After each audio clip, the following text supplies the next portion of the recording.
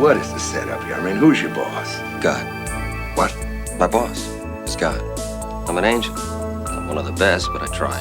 And I make mistakes. Guess he figures the only way I'm going to learn is by mistakes. I'm kind of new at this.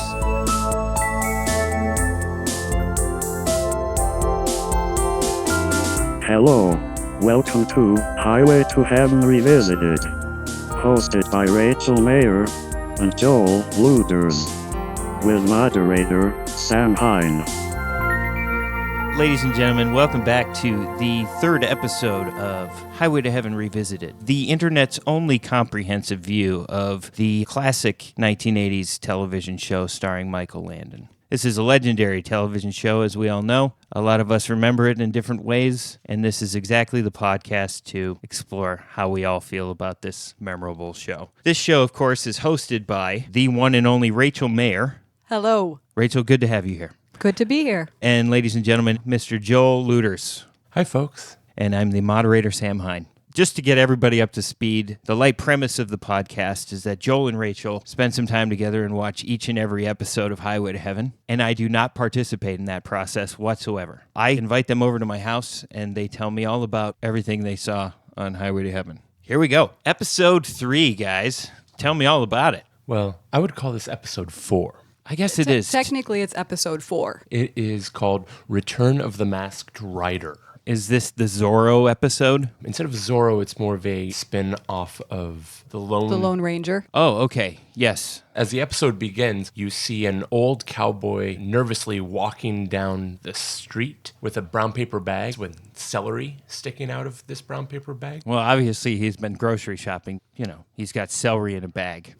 That's very clear. Yes. And you know what? I'm going to interrupt briefly just to say, I think this episode was from 1984. There are maybe some problematic racial themes in this episode, but I think let's just keep going and we'll address them as we come to them. I think that's all we can do in this day and age. Just be prepared. As we see that he is walking down the street in what would be the bad part of town. How can you tell it's the bad part of town? It kind of looks like a set from Death Wish. Are there any hobo fires, you know, in the alleys? Are there any trash cans on fire? Because then you know it's a bad side of town. Well, he walks past some gentlemen in jackets that say Satan's Helpers. Denim jackets. This is a bad sign. This is not a good sign. And just in case there was any doubt by the Satan's Helpers jackets, music is pretty important in this episode. And we have a distinct music change when we jump to the Satan's Helpers. Okay. As he walks past Satan's Helpers, the music changes into kind of a funky Shaft theme.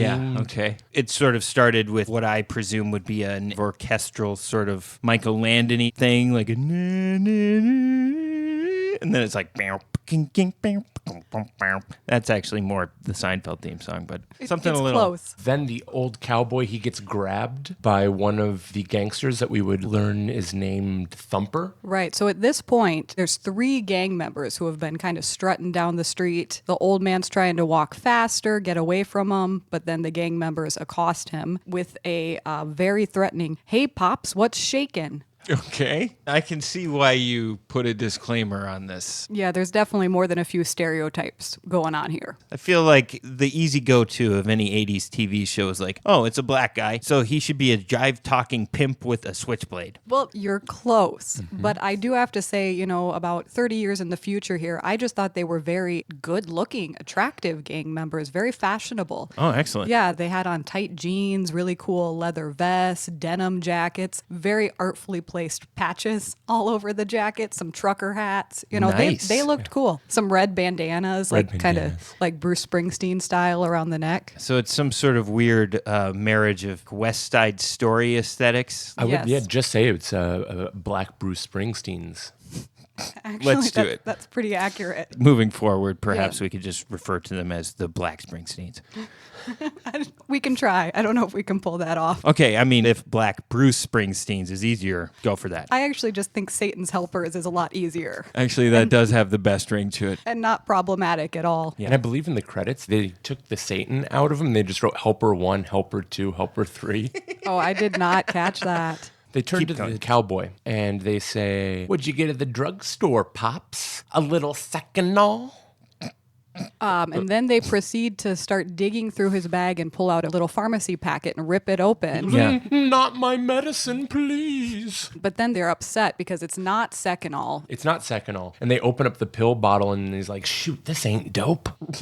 Okay, I have a couple questions already. First of all, does anybody present at the table know what kind of drug Seconal is? I was wondering if it was a real drug, but it is a real drug. It's basically an obsolete sedative, so they don't use it anymore. It's now been replaced by the family of benzodiazepine drugs, which have Valium, Xanax, Ativan. Those are more commonly used. On the street, if you were at a party looking to get this, you might ask for something such as Red Devils or Reds. So you might say, got some Reds? I think I've heard it referred to as Reds in at least one or two movies of the 80s. Yeah, that sounded familiar to me too. Satan's helpers are looking for Seconal. If this is a cowboy going to the pharmacy, kind of sounds like an old codger. Yeah, he's definitely an old guy. Kind of worn out looking cowboy hat. It was like a white cowboy hat though, right? Or At tan? one time. A white shirt, but it all kind of ruffled. Kind of had the appearance of like this guy might have been the sheriff. He had a white mustache too, right? Mm-hmm. So Wilford Brimley is getting jacked for his diabetes medication on an urban corner somewhere in America. Have we established where this particular small town where Michael Landon will certainly intervene later is? They don't say specifically where it is. It definitely has more of an urban look to it. More apartment buildings, high-rise buildings in the background. You know, looks like a busier street that he's walking along. A sunny Chicago is the feeling that I got. Okay. Since they didn't get any Reds, they settled for taking his money. They took what he had and started just laughing their heads off and turned around and walked away. And the old man is standing there. He does have his groceries back, but he's sort of fighting back tears. You know, you can see he's trying to hold it in. He's got hurt feelings. He does. Now we're going to cut to Mark and Jonathan. Okay, so the last time we saw Mark and Jonathan, they had driven away from Bastion's house right before he died of cancer. They pretty much just left death in their wake and drove off. They're in their car? They're in their car and they pull up in front of a gym. We see a sign that says Main Street Gym 318 and a half. Do they have business in this gym? They do.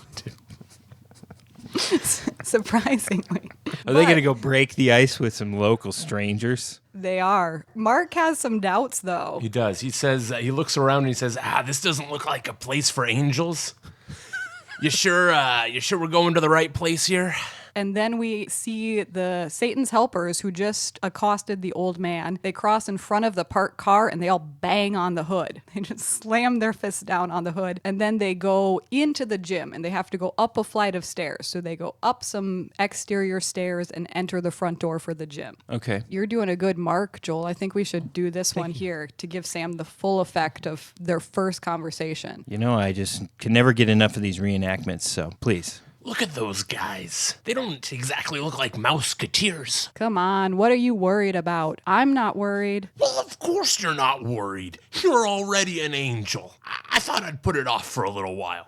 How do you know you're gonna be one? Wow, wow, wow, wow. And then the camera goes slowly into Mark's right eye as he stares unblinkingly into the lens. And then the rest of the episode is this weird dream sequence into Mark's psyche, right? Yes. What I like about this is that it does support the theory that the angels in this world did exist as humans, but then graduated to getting to become angels versus being angels from birth. Yeah, it does support that theory. We talked about that a little previously. So Michael Landon's existence is he used to be a person and then he died and then he became an angel. Whereas if you take a different show of today, the miniseries on Amazon called Good Omens, those characters have been angels or demons for like the entire existence of man. I think we just need to wait and find out more information. As a viewer, I really like knowing that maybe one day I could become an angel. It seems like a lot of work at this point, though. I mean, if I became an angel, I feel like I'd want more leisure time, more just sitting around hanging out with cats, less having to go and fix everybody's lives. I don't know, because I oftentimes feel best when I have a problem that's just a half step beyond my ability. And so that you're always being, flexed to become a bigger, better person. Well, maybe we're getting into everybody's idea of heaven. You know, maybe that's your heaven, is being an angel who's a half step behind solving everybody's problems. You know, I wouldn't mind solving people's problems as long as I had a guaranteed lightsaber for life. I'll just go with the cats. That sounds much better to me. I'll say there are no lightsabers in this episode. That's a But disappointment. we are going to get a little bit into, what angels can and can't do on Earth. Yes, this is later. an unfolding process. So far, we've learned that angels can literally make food that'll come in store packages out of the fridge, but they can't make any money. But I think that's how it worked in the Bible. There was a lot of making food and making drinks, but not a lot of making money. That's very true. What does the Lord need with a starship? Your idea of heaven. Okay, so you can probably guess where Jonathan and Mark are going next. They're going right up into the gym themselves. What kind of gym is this? Is this like a weight room, sort of like a Gold's Gym, or is this a boxing gym? This is a boxing gym. So before we actually get to the boxing part, they run into Thumper, the gang leader. We find out his name is Thumper because he likes to thump, thump, thump people, but he also has a patch on his jacket that says Thumper. So that was helpful for me. And Thumper stops them and says, Hey, man, where you think you going? Yeah, but just in there. My friend looked for some work. Yeah? What kind of work? My friend here's a trainer. I'm a cut man. Cut man, huh? I'm a cut man, too. Different kind, though. He pulls out a switchblade and holds it up to Michael Landon. I knew there would be a switchblade somewhere around oh here. yeah. But then he goes to open the switchblade. Doesn't open. Angel magic. And Jonathan says, They don't make them like they used to. You have a nice day. do you know what a cup man is? Yeah, I didn't. this is an educated guess, but I would say there's always a couple people in boxing movies or boxing matches you'll see on TV where if somebody gets hit in the face enough, especially around their eyebrow will split open. And then while they're spitting into buckets and getting their mouth rinsed out with water bottles by some guy, and then another guy comes in with like a Q-tip gobbed up with who knows what, and he shoves it into the split in your eyebrow, and he's squeezing it, and he's packing a Q-tip in there, he's squeezing it some more, and somehow they always get the blood to stop enough so that you can go out and get punched in the face some more. You know a lot about boxing, much more than I expected. Thank you.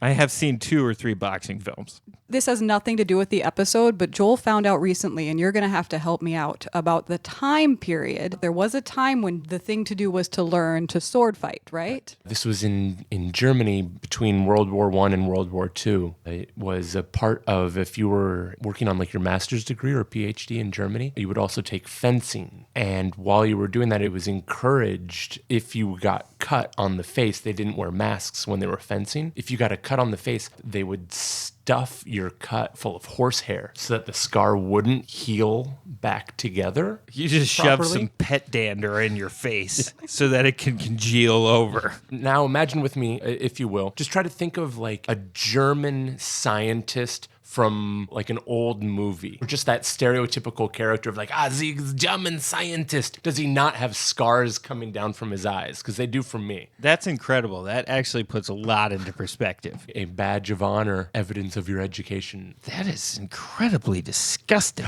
Yeah, I mean, maybe they'll say differently in 100 years, but right now I think it's really against medical advice to shove any kind of animal hair, animal fur into your cuts. Not a good idea. We're going to cut to inside the boxing gym now. Oh, excellent. And it's pretty much every movie I saw growing up depiction of a boxing gym. You know, looks a little dirty, people hitting the thing. The speed bag. Speed bag, thank you. Jumping rope. But we do then get to meet Boomer Brooks. Also known as Clarence Brooks, also known as Grandpa. I think he's the owner of the gym. They approach Boomer and they tell him they're looking for work, and he's a cut man and the other guy's a trainer. And Boomer, Clarence, Grandpa, I don't know. I'm probably just going to use all 3. We'll see. Boomer Brooks says, hey, I was actually looking for a cut man, but I didn't think word had gotten around yet. So once again, Michael Landon knows about a job before the job has been posted. Interesting. Right. And then, of course, Boomer Brooks wants to know if Jonathan has any references. And Jonathan tells him, oh, well, I worked around Vegas. I not really have any references. All of the sudden, some of the guys in the ring, the fight stops because one of them's gotten a little too rough and the other guy's got a big old cut right across his eyebrow. What an amazing opportunity to do some angel magic. At this point, Rachel and I are still looking at each other going like, neither of us knew what a cut man was. That's a good point. I think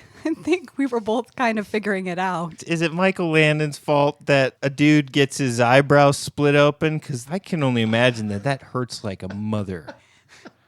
We have to presume, that he was the cause. Actually, I think it would be the big boss who causes the angel magic. But like all things, it worked together for the greater good because Michael Landon was able to show off his skills as a cut man. We see him working on the cut and then he turns away. No evidence of the cut. The cut is gone. And Boomer goes, whoa, how'd you do that? He's like, I'm a cut man. And then he does say somewhere in here something about that's better than references. So again, we don't need references. We're just going to show the skills. So of course he gets the job. And Mark just gets a job as a tag along. If I just zipped some guy up Healy style on his face, I put a little Band-Aid over it. I agree completely. I actually thought that when we were watching the show that Boomer Brooks should have maybe commented on the fact that he has supernatural powers rather than just giving him a job right away. But nope, we just move right past that. He's kind of showing off a little bit. A little cocky, if you ask me. When it comes to Boomer Brooks, though, maybe not that character, but the actor who plays Boomer Brooks, he was also on Quantum Leap.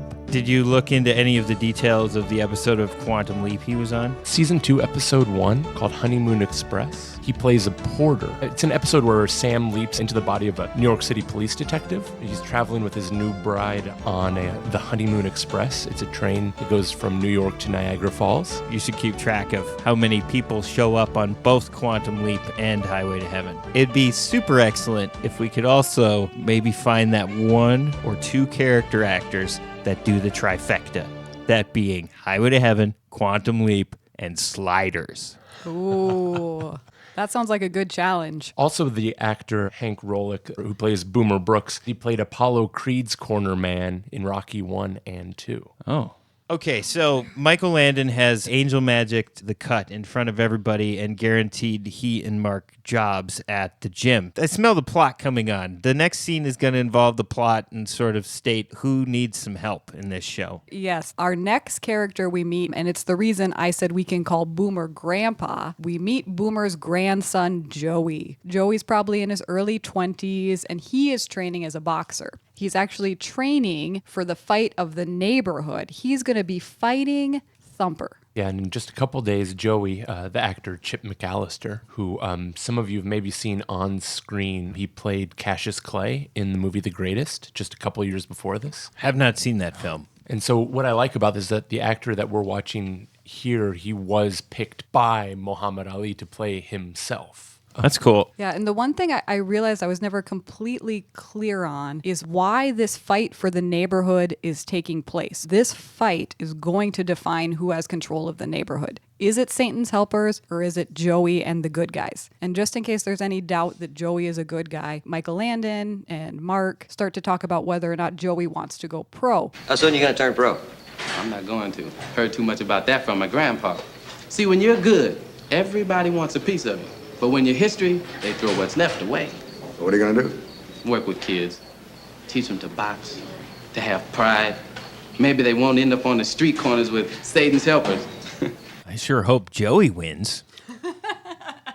Now we're cutting to Mark and Jonathan are back out on the street, walking down the sidewalk. And just to reinforce, Joey is a good kid. They're literally talking about what a great kid Joey is. And then all of a sudden, Jonathan just stops and goes, there he is. We cut to a shot of our old cowboy. Here's our old cowboy from the start. And picture the back of an apartment building with the classic city balconies, fire escape, kind of the scaffolding going up the building. So the old man's probably about 6 floors soars up, climbing over the side of the balcony. Mark's like, he's gonna jump. Bam, loud action music. Mark takes off running. He runs into the building, and we just see Mark going up and up and upstairs. The camera's aiming down the stairwell, and you see Mark spiraling up the stairs, and you're just watching him. He's getting closer and closer and closer to you. And How many then- times do you think Michael Landon made Victor French do that? I don't think there was a stunt double. He was definitely running up those stairs. So when he gets to his location, which I said to Joel, how does he know where he's going? And Joel was just like, he just knows. So he gets to the top of the stairs. Jonathan's standing at the top of the stairs, staring at him, smirking. So Jonathan has used his angel magic. What's the word? He can just change positions. Like Can teleport? teleported. Thank you. Okay. Yeah, he teleported to the top of the stairs. Yeah, he gets there, and Victor's just like, oh boy. Understandably. He just ran up 6 flights of stairs. So they go out to the balcony. Hey there, partner. How you doing? Get away from me. I'm gonna jump. And if you try to stop me, I'll take you with me. Whatever's bothering you, it isn't bad enough to kill yourself over. Bad enough. Let me tell you something, fella. Old is bad. I used to be somebody. Now I'm nothing. Broke, forgotten. Can't walk the streets without those punks mugging me. Now my eyes are going. A couple of months I'll probably be blind. I don't have the money for an operation. And you say things can't be so bad. The best thing about this is Jonathan basically negs him into coming back inside. I never thought the masked rider would take the coward's way out. This sounds like some Lone Ranger shit right now. Turns out this old gentleman was a TV star, very much in the style of the Lone Ranger. And according to IMDb, I don't have the exact information here, but the character's name is kind of like a portmanteau of the actor who played the Lone Ranger's name. I love it. Our masked rider friend is excited that they remember him. He says, I can't believe you remembered me. Nobody remembers me. Mark says he became a cop because he grew up watching The Masked Rider and he wanted to help people. Was Victor French strong enough to give that old man a sweaty, sweaty hug, realizing that he finally met his TV idol? Even better, he asks him for an autograph. I don't know if this is really appropriate right now, with you about to jump off a building, but can I have your autograph? And then the masked rider starts laughing, and then Michael Landon starts laughing, and Mark starts laughing, and we are just having a group belly laugh. And he's not going to jump off the balcony. It'd be pretty funny if he laughed himself off the balcony the wrong way. No, he does not do that. No, he says, let's all go back into my apartment. You got to meet my roommate, Sydney Eagle. Okay. Going into the apartment, going to meet Sydney Eagle. Tell me all about it. So Sydney Eagle, as they're walking up, he says that he is a widower and that they've been roommates for the past 20 years. When we meet Sydney Eagle, what we find out that Sydney Eagle is also known as the character Red Feather, who was the Masked Rider's sidekick on the TV show. So the Lone Ranger and Tonto live together on Skid Row. Yep. Correct. I don't really want to get into my own professional experience here on the podcast. I don't want to tell too many inside baseball stories, but God help us if Choo Choo Bob and Richard W. Cornbelt end up on Skid Row somewhere. It'd be like an odd couple. They do mention on crack. They do mention that they were stars before residuals, so I don't know. But yeah, it could happen. The horses made more money than we did. Yeah, so they're roommates. That is thoroughly depressing. Mostly on a personal level, but please go on. But I mean, you're getting a picture why the man wanted to jump off the balcony, Sam. Oh, he's like, doing so hey, good. I live with my co-star from my movies from 87 years ago. Never got a wife. Just live with my Robin, the Cape Crusader. And I can't even go to the grocery store or the pharmacy without the well-dressed punks stopping me for my meds. Yeah, it's not a pretty picture. Like he said, getting old is not good. Okay, but I don't blame this guy. So we're going to pause that storyline for a minute. Just hold them at the apartment. Jonathan goes back to the gym, and the first people we run into are actually Joey and Thumper. Thumper's kind of confronting Joey about the fight. No surprise, Thumper doesn't want to play this fight fair. He tells Joey that Joey's going to throw the fight or else Boomer is going to be dead meat. And I quote, he ain't jiving. Does anybody call a person a turkey during this exchange? Because that's another prime insult of the day. You talking jive to me? Turkey? No turkeys. Do you guys think that's something we should try to bring back? I'm a fan of any insulting word that doesn't involve like body parts. Anything is better than calling somebody a body part. Well, now I'm just thinking of all the body part insults. So let's move away from this line of discussion. Fine, be an Great. elbow about it. You turkey. So Thumper has no scruples. If Joey doesn't throw this fight in the third round, he's going to murder Grandpa, who owns the gym. So clearly Thumper doesn't care about Joey, and he certainly doesn't care about Boomer, but then he also doesn't care about this gym. In Thumper's defense, we don't really get to see all of the things that go into managing a gang. This may be the best option out of a series of other choices which are much worse. Nobody goes through any of the minutes of the gang meetings at any point. They don't meet up for coffee in the morning and decide the day's objectives, who to rustle up, who to stab, No, we don't get that perspective. which cars to bonk on the way by. And it sounds like one of the goals of this gym is to make it more difficult for Satan's helpers to recruit members. They make it seem like the only thing that's keeping the kids from joining these street gangs is this gym. So if they can eliminate the gym, they might be able to boost recruitment. That'll be the only thing going in town. There's clearly no pinball arcade anywhere nearby. We see Jonathan in the background, and we realize that Jonathan has overheard this altercation between Joey and Thumper. How long you been here? Long enough. What are you going to do about it? You've heard what he said. I either throw the fight or else. Come on, maybe he's just trying to scare you. Yeah, you don't know Satan's helpers. They don't care about nothing. What about the police? You kidding? What are they gonna do?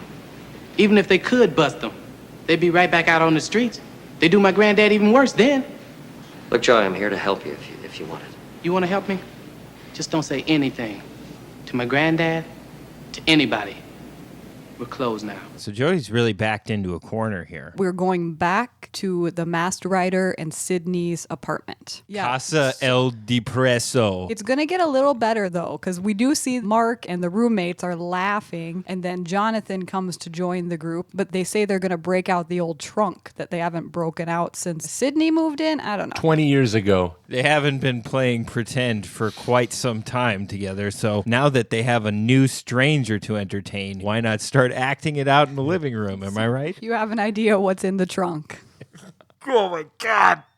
He's like, hey, why don't you put on your old uniform? Out come the costumes. This show is putting a hole in my heart right now. And it's exactly what you and hopefully everyone else is picturing. It's the Lone Ranger costume. We've got the mask, the little cowboy shirt, and the hat. And Sydney's got the headdress, the leather jacket. It's pretty much what any of us who watch the Lone Rangers are picturing right now. There's a little pageantry showing a couple items that come out of the trunk, and then they go into the back room and they come out dressed up, right? No, just to be clear, they're holding up the outfits and showing them off, but they are not trying them on right now. There is a little joking about Sydney whether says, or not. I think you've had maybe a little too much pasta, maybe too many eclairs. What's Sydney's accent right there, Joel? Well, I was going to go with a little from each. A little from, little from each. Everything. A little from everything. It's like a spice rub of an accent.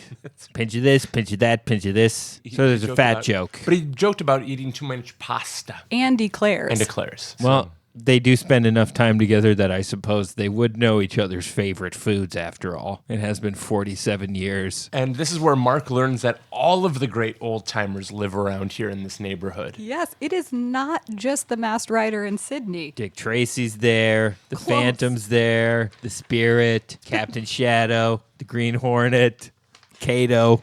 They're all there. You're close. Specifically, we've got Buck Corrigan, Deadwood Dick, Lash Latham, and Roland Ronaldo. And I think they were all on different shows. I didn't get the impression they're all on The Masked Rider. The Masked Rider does have a good line. He says, "Yep, we were something once though, weren't we? Now we all live around here concentrating mostly on staying regular." And everybody laughs again. That's like the only thing people will tell you about getting old. They want you to figure out how to fall on your face in almost every other regard. But then that's really the only thing you end up knowing is that it's really hard to poop when you're an old person. Yep, we have a lot to look forward to. I can't wait. I can't wait to watch you grow old either. You end up in your little apartment. There's so many poops to talk about, you and I and Rachel.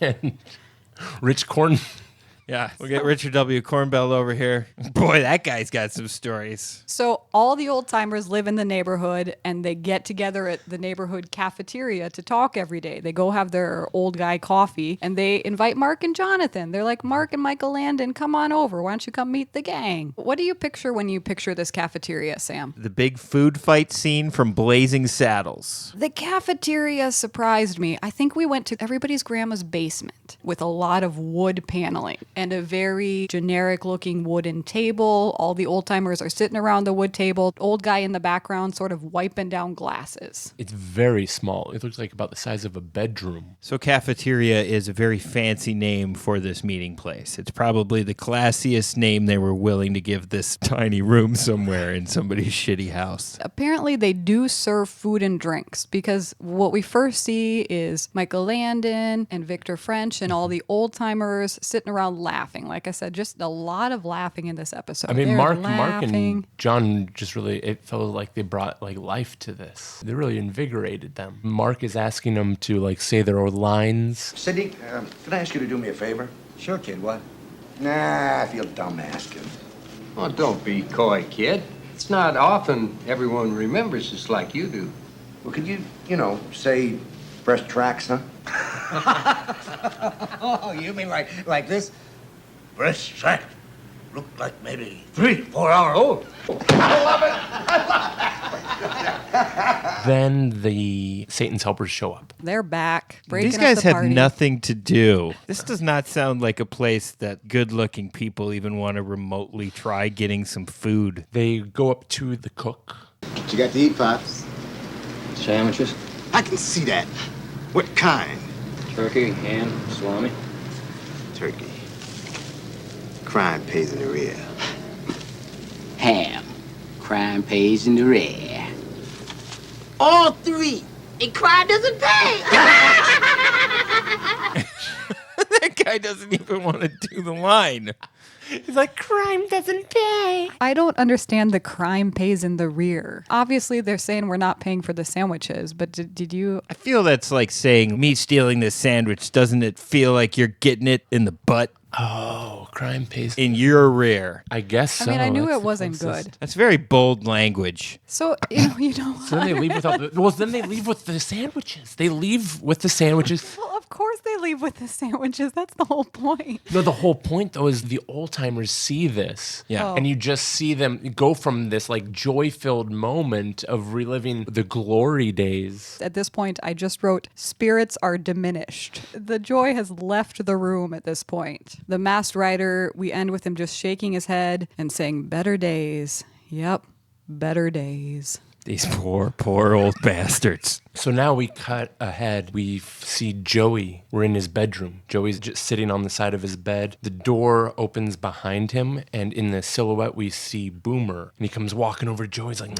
thinking about the fight. You know what? You're the best fighter. You don't need to worry about that. You know, you only need to worry if you haven't been training. And you've been training. And he tells Joey that Joey is the best fighter he's ever trained, that he's ever come across. Do you think Boomer is telling the truth? Because a lot of grandpas will just say, you're my favorite, even though there's 19 grandchildren. Joel's grandma did that. Yeah, I realized that, like Way to throw Joel's grandma under the bus, Rachel.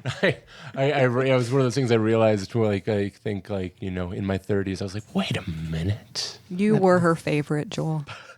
So we're seeing Joey, and he's worried about the fight. The grandpa misinterprets this as Joey thinking that he's going to lose the fight, but Joey's really just worried about, like, I either win the fight and grandpa dies, or I lose the fight and grandpa lives. And of course, there's no way he can tell grandpa of the threats that have come from Thumper. Grandpa says, this is an opportunity to help uplift my grandson's spirits. When you win this fight, the kids in this neighborhood will learn that they don't need to become a Satan's helper. They'll learn that working hard can make you somebody. Grandpa says, just be a good person and work hard. That's what makes you somebody. Lots of pressure being put on little old Boomer here. It's a hard decision. Throw this fight, save Grandpa, or win this fight, murder Grandpa, but become a very good role model in this neighborhood. Tough choice. Does sound like a pretty shitty neighborhood, though. I mean, this is the only neighborhood he's got. And as we'll learn, He could move. I mean, that's the way you could solve almost any problem. Well, you have a problem at work, quit your job.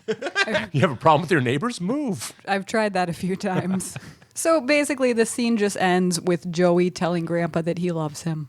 I mean, what else can you say? I love you, Grandpa. And then Joey goes to sleep with a giant ball of stress in his guts. I'm guessing Joey maybe didn't go to sleep, but let's hope he did.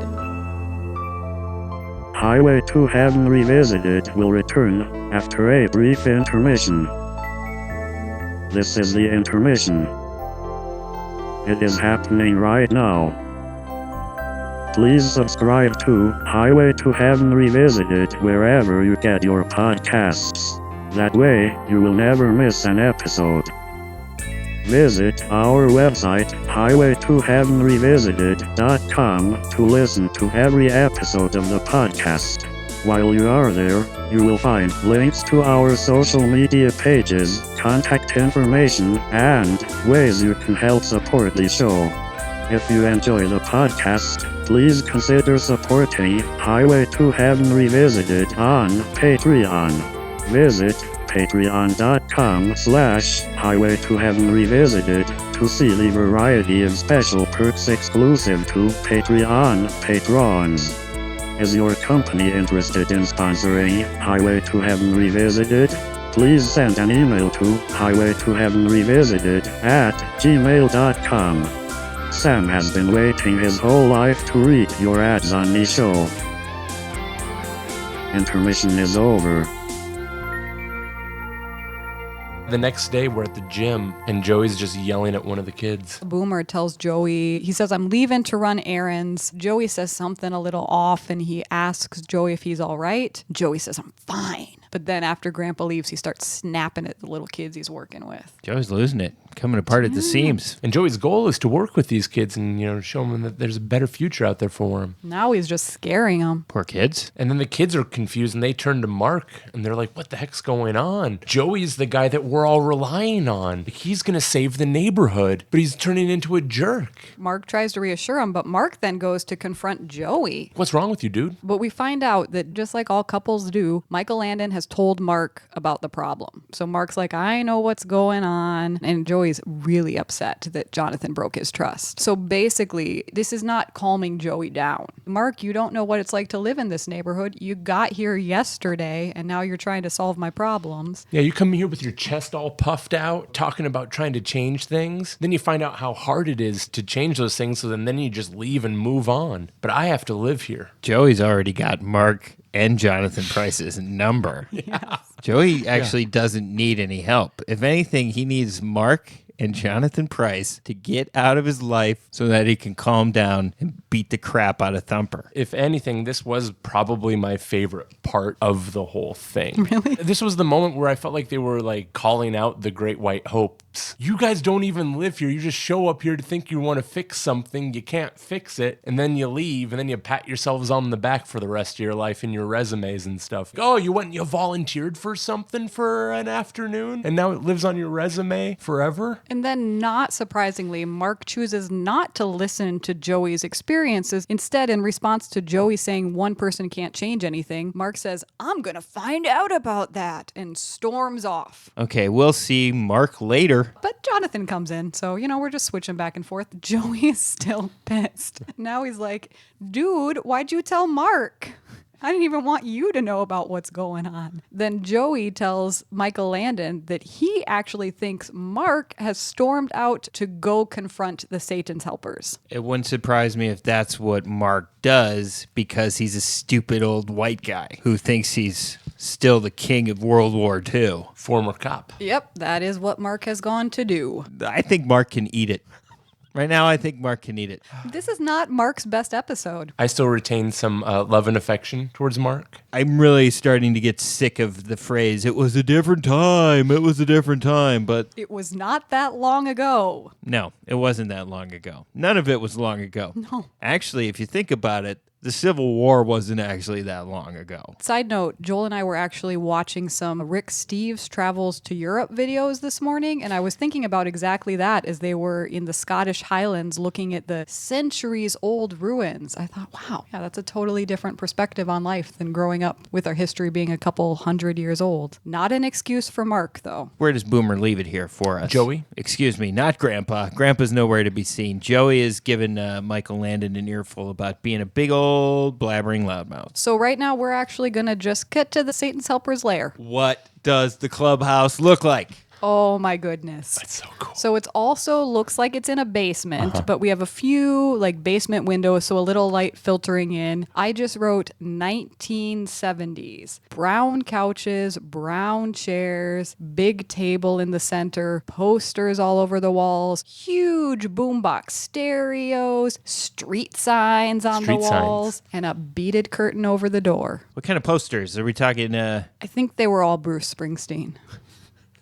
Thanks for the clarification. So Mark is standing in the middle of the room, surrounded by the Satan's helpers, and Mark is like, hey, lay off Joey's grandpa. To which Thumper replies, you just might be the dumbest white man I ever met. Good one, Thumper. Highly accurate. Enter Jonathan, pushing his way in right through that beaded curtain. Big thing to note that I got was that when Jonathan came through the beaded curtain, he entered as if he'd like just broken through a wall, kind of like the Kool-Aid Man. Ooh, yeah. I miss that. And then there's this sort of moment where they're having this kind of back and forth where Mark is like, I guess it's our turn to beat up this gang. Jonathan is telling Mark to leave. Jonathan is like, Mark, let's get out of Let's here. just leave. And the Satan's helpers are like, yeah, you guys leave. Listen to your buddy. Come on, Mark. Let's go.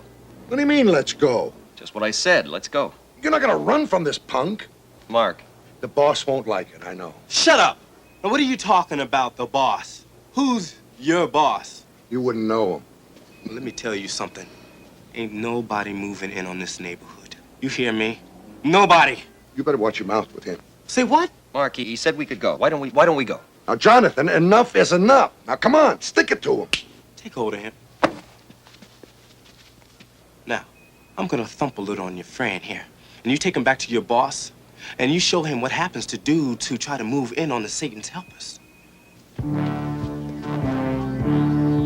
You're gonna be sorry. And then Jonathan gets beat up off camera. Jonathan gets beat up. Jonathan gets beat up. This is also going to be a recurring theme. Whenever Victor French wants to incite violence, Jonathan Pryce is going to get his butt kicked. I mean, Jonathan did say in the first episode Terminator scene that I turned the other cheek. It seems like that was a one-time deal. So far. And later on, Mark then asks him, why didn't you have the stuff, man? We're now cutting back to apparently the apartment that Mark and Jonathan have gotten sometime during the past 2 days. Jonathan's laying on the bed with some pillows behind him, nose up like kind of if you have a bloody nose or something. He's got that classic look to him. So he's pretending to be hurt in the corner. Jonathan says, when he doesn't want me to have the stuff, he doesn't give me the stuff. And then Mark says, well, my fault, I guess. And Jonathan says, you don't have to guess. Then Joey jumps in. He's knocking on the door. Joey's at the apartment. He's like, hey, dumb old white guys, go home. Yeah, pretty much. Thanks for ruining my life. You've only made things worse. They've now kidnapped my granddad, thanks to you. Because they wanted to teach the new boss a lesson. Oh boy. The Satan's helpers don't actually know who they're dealing with. So Joey is pissed, yells at him, and then Joey now exits in a huff. I'm falling in the third. That's what he I'm says. falling in the third Falling in because the my third. grandpa has been kidnapped. Right. Thanks to you. No choice now. You've made my decision for me. So then Mark turns to Jonathan and says, well, what do we do now? Yeah, I think this is one we should reenact. Okay, please do. Yeah. Well, what do we do now? That's a very good question. I just wish I had an answer for it. Let's just think this thing out. Obviously, he doesn't want you to put the fear of God into them, or he would have let you. Well, we can't go to the police because they've got Joey's grandfather. Right. So maybe this is just one of those assignments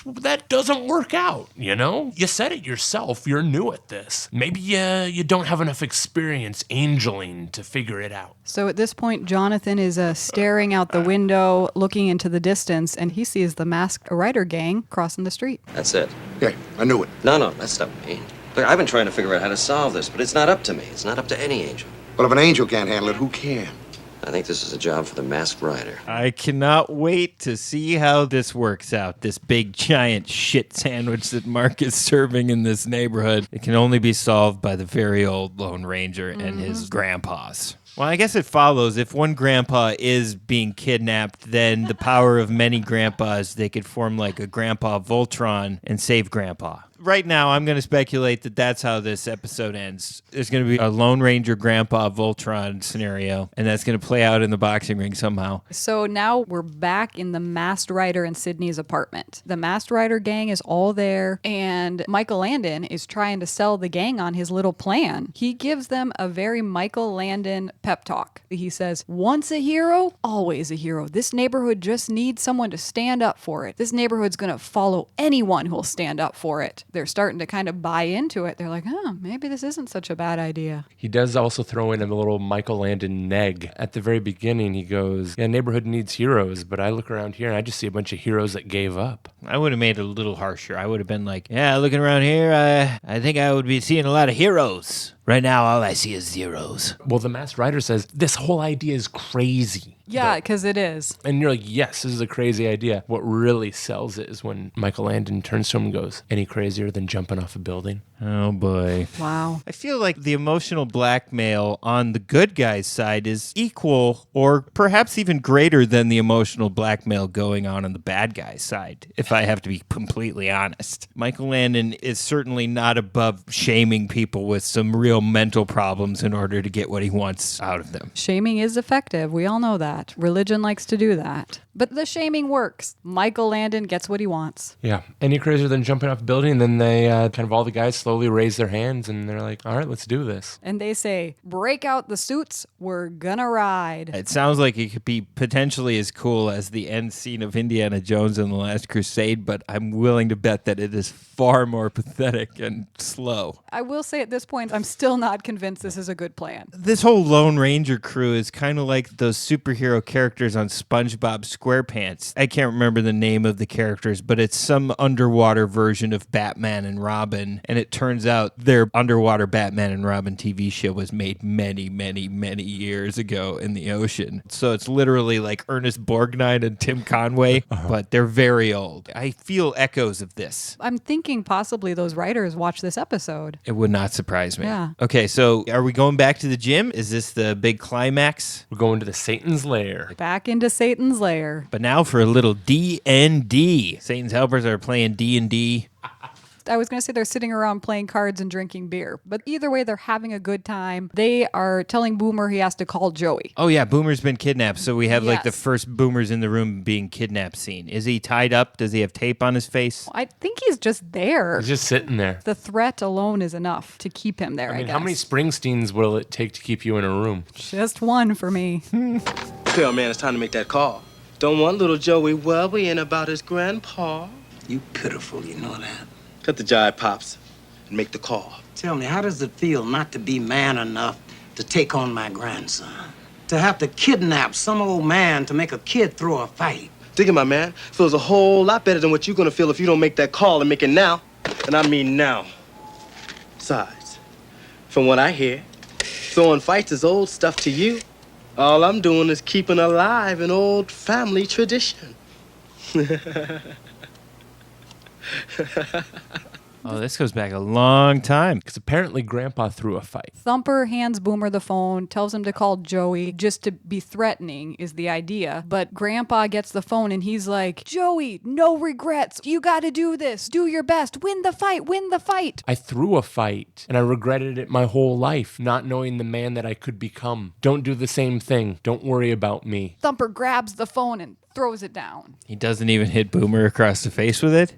For my money, the Satan's helpers aren't actually living up to their name. They sound like very humane captors as far as gangs who kidnap go. They do make the threat, don't listen to the old man, because I'll break his legs. They say, throw the fight or we break Boomer's legs. You are correct, because this point in the episode, the only blood that has been spilled is on that very first cut that Jonathan miraculously made disappear. No bruising, no cuts, no blood on anybody else. I'm not getting a lot of danger from this gang. They have stolen 3 sandwiches. Oh, that's true.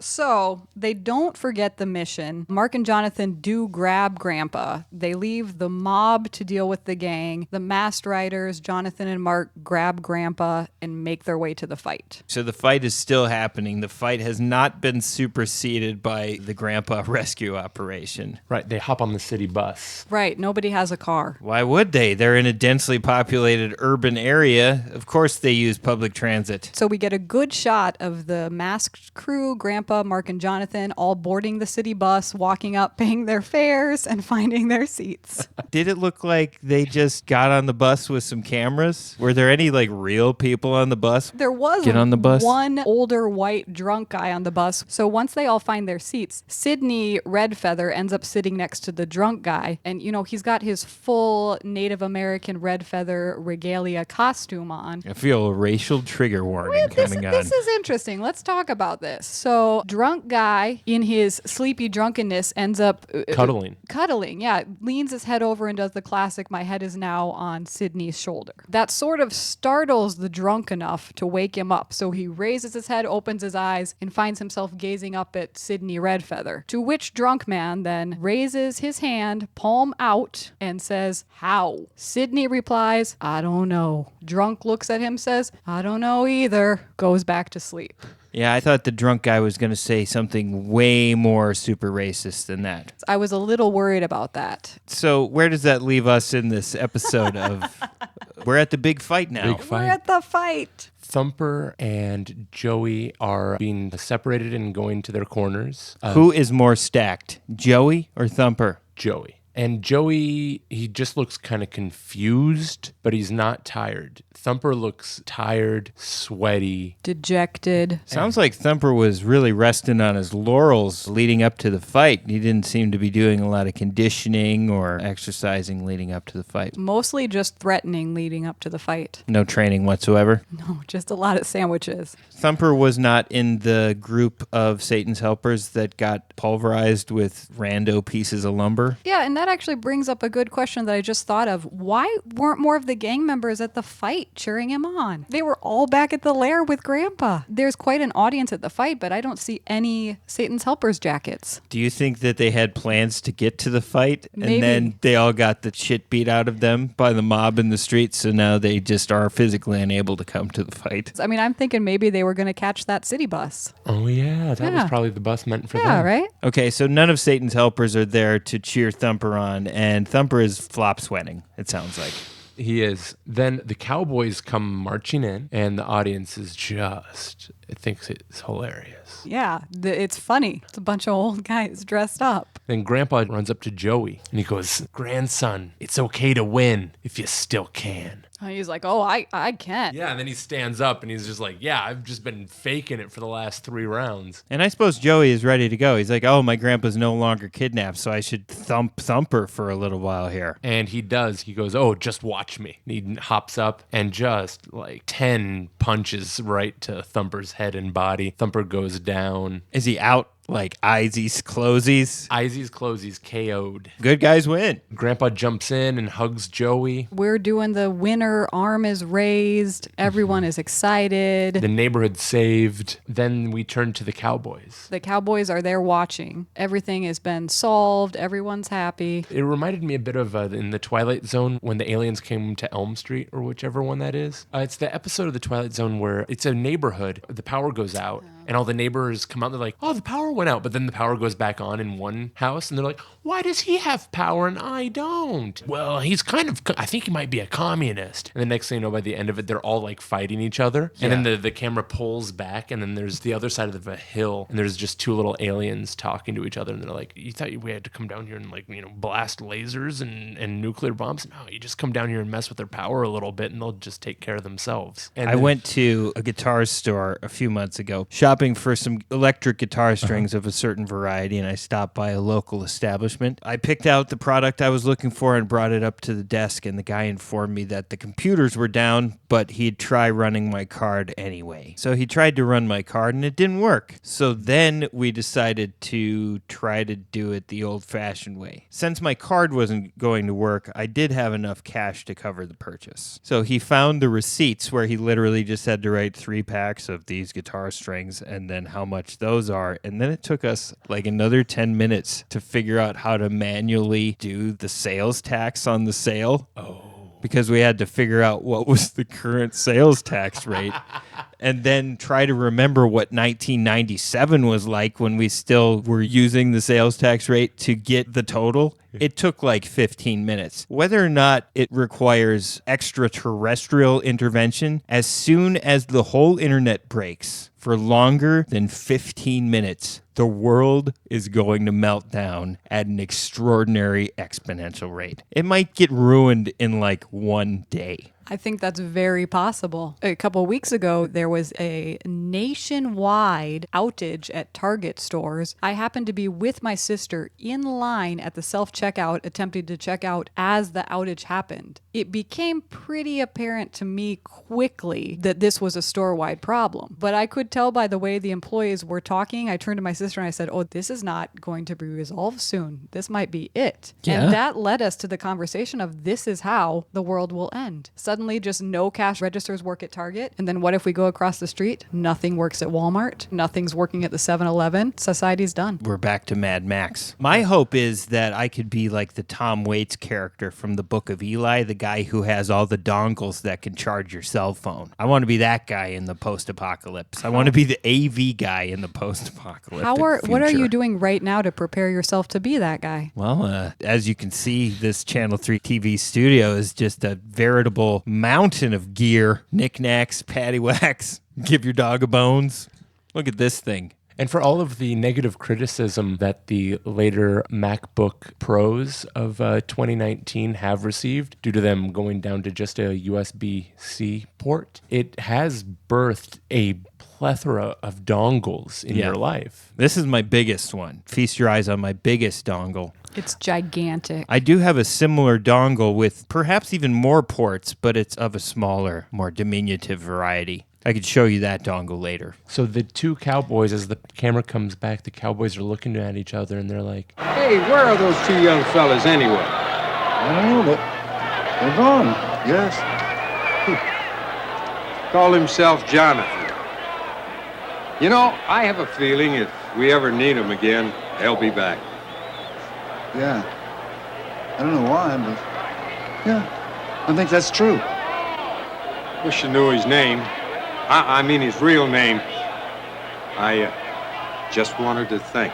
and they laugh. I didn't really get it. I get that they're referencing the old Lone Ranger shows. Maybe I just haven't watched enough of those. Sure. But the joke doesn't really apply because Jonathan Pryce and Mark just go around saying, hello, I'm Jonathan Pryce and this is my friend Mark. Right. And we're pretty obvious that we have some supernatural powers. I feel like this is another thing that's going to happen very frequently. Michael Landon and Mark just seem to ghost the party when it's all done. They're not going to stick around for any goodbyes. Yeah, I think this was the original Irish goodbye. We could maybe call it the Landon goodbye or the Angel goodbye. Let's put a pin in that and really come up with a real catchy phrase for it. Yeah, and then it just cuts to their car driving off kind of into the sunset. Wow. It'll be interesting whether or not there's a sequel episode in a later season. We get to go back to this gang of old rascals. Oh, I hope so. I really hope we go back to the town to see how things have been cleaned up or changed. See what all those Satan's helpers are up to now that they don't run the neighborhood anymore. What ways they've found to support their family if going straight is their new MO. Mm-hmm. And maybe if they didn't do a sequel episode, maybe that's the first thing we do when we're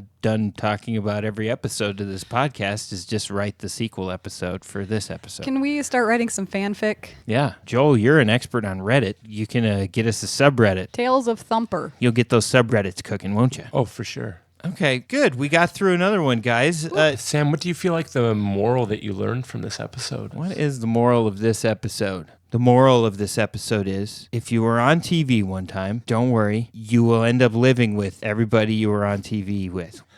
And if you're very, very old, you can still win any fight that you put your mind to, as long as you can get a whole crowd of people to do it for you. That feels kind of comforting to me. Does that feel comforting to you? Yeah, I've never been into a fight, and I look forward to former fans of mine helping me accomplish my dreams of getting into fights when I'm a very old man. I like that. That'll be just the juice I'm looking for. Let me Yeah. tell you what. That's really going to pep up life for me and Richard W. Cornbelt. Yep. Gonna spice things up. Keep those bowels regular. So, Joel, do you have a takeaway? Look for complementary problems. Sometimes one problem might be able to solve the other problem. Like he says, you know what, this isn't an angel problem. This is a problem for the masked rider. I think from now on, when I have problems, I might first, instead of thinking like, oh no, what have I done? I've created yet another problem, or there's something that only I can solve. What if I say, this doesn't look like a Joel problem. This looks like a problem for Rachel to solve. This looks like a problem for Sam to solve. This looks like a problem for my grandpa to solve.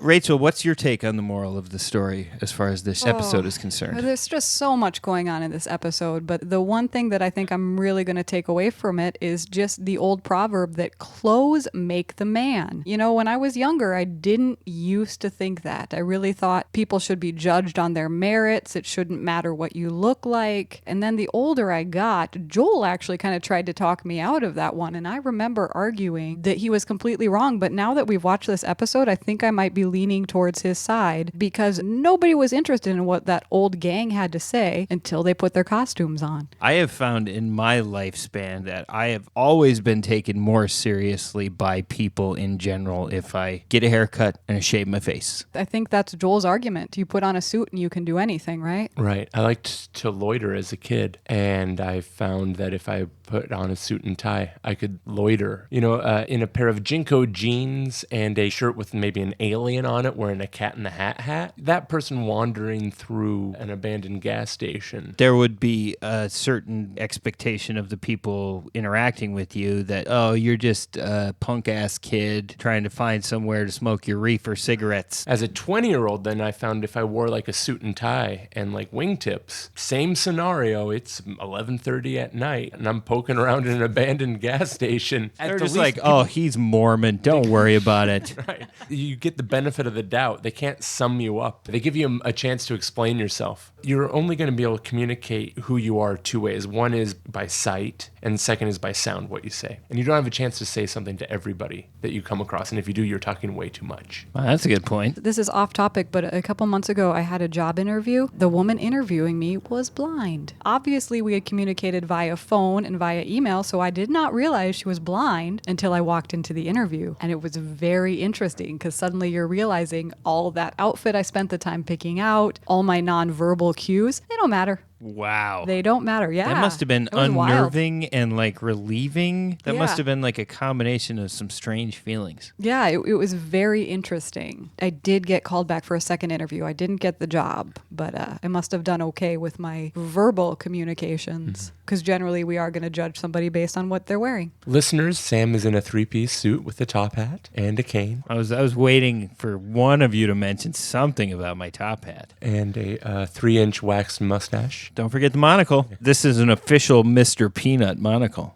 Do you want to take a look? Oh, here, take a look at it. Oh, thank you very. Oh my goodness! Everything is. You can keep it. This has been a surprisingly introspective episode for, I think, everyone involved here. But don't forget, we figure out what the moral of the episode is, but we also gauge what the Michael Landon factor of any episode of this television program is. So, Rachel, on a scale of 1 to 10, how many Michael Landons do you give this episode? You know, I'm going to give this one a 7 because it was there. He was in a lot of the episode. He did quite a few angel-y things, smiled a lot, but really he was just laughing his way through this episode. There was so much laughter and not so much presence. So 7 for me. Okay. Joel? I would also go with 7. He was there, he was present, but there weren't heart-to-heart moments that he made any connections with. Mark was really the only one making any of the deep connections, at least. And he just kept messing it up. Okay, so an overall Landon factor of 7.0. Well, ladies and gentlemen, that brings us to the close of what is our third episode of this podcast. I assure you we will have a Google voicemail set up at some point so you can weigh in on what your reaction to our hot takes on this classic 80s TV show are. Rachel has set up a wonderful Instagram account for this show. It is at Highway to Heaven Revisited on Instagram. Correct. There's lots of good stuff on there. Follow along on the adventure, and we will see you next time. Well, you'll hear us next time on the next episode. So please join the party and ride along. Next time on Highway to Heaven Revisited. What are you looking at? Patsy Maynard, she used to be my favorite country western star. You tell her you're her mother, she'll just go away with you. I lost my daughter once. I'm not going to lose her again. I told you to go to work. Sorry.